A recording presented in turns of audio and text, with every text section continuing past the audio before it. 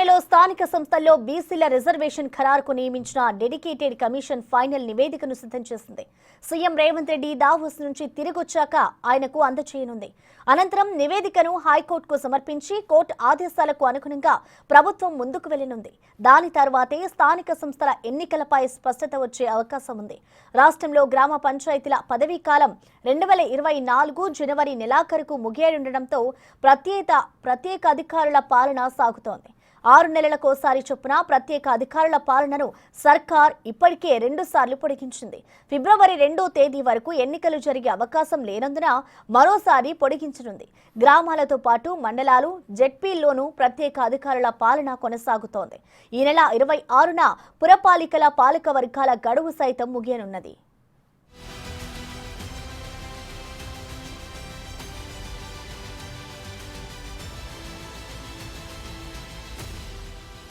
పంచాయతీల్లో ఎన్నికల నిర్వహణకు గత ఏడాది నుంచే రాష్ట్ర ఎన్నికల సంఘం సన్నాహాలు ప్రారంభించింది.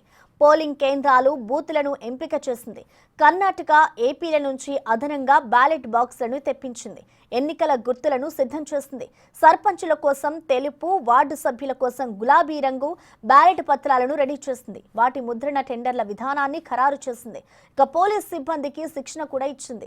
రాష్ట్ర ప్రభుత్వం రిజర్వేషన్లను ఖరారు చేశాక ఎన్నికలను నిర్వహిస్తోంది.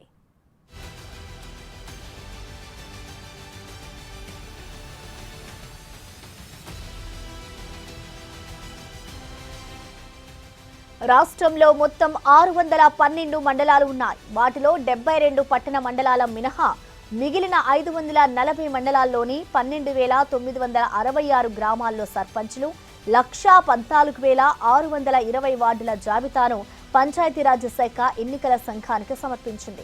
గత ఎన్నికల్లో 535 మండలాల్లోని 12,732 గ్రామాల్లో 113,152 వార్డులకు ఎన్నికలు జరిగాయి.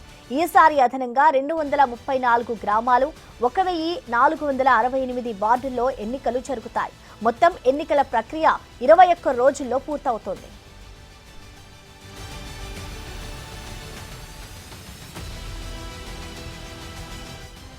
స్థానిక సంస్థల్లో బీసీలకు ప్రస్తుతం 22% రిజర్వేషన్లు అమల్లో ఉన్నాయి.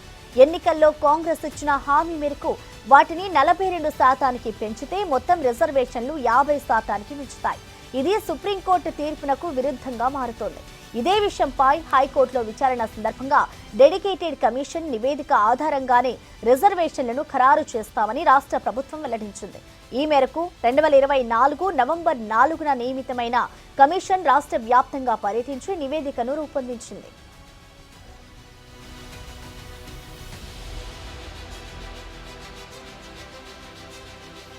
స్థానిక సంస్థల్లో బీసీ, ఎస్సీ, ఎస్టీల రిజర్వేషన్లు 50%కి మించకుండా సుప్రీంకోర్టు గతంలో ట్రిపుల్ టెస్ట్ పేరిట మార్గదర్శకాలను ఇచ్చింది. స్థానిక సంస్థల పరిధిలో ఆయా వర్గాల వెనుకబాటుపై ప్రత్యేక కమిషన్ ద్వారా విచారణ చేయించి అదే నిష్పత్తిలో రిజర్వేషన్లు ఇవ్వాలని సూచించింది. అంటే ఒక గ్రామంలో ఒక వర్గం జనాభా ఎంత శాతం ఉంటే ఆ మేరకు రిజర్వేషన్లు ఉండాలి.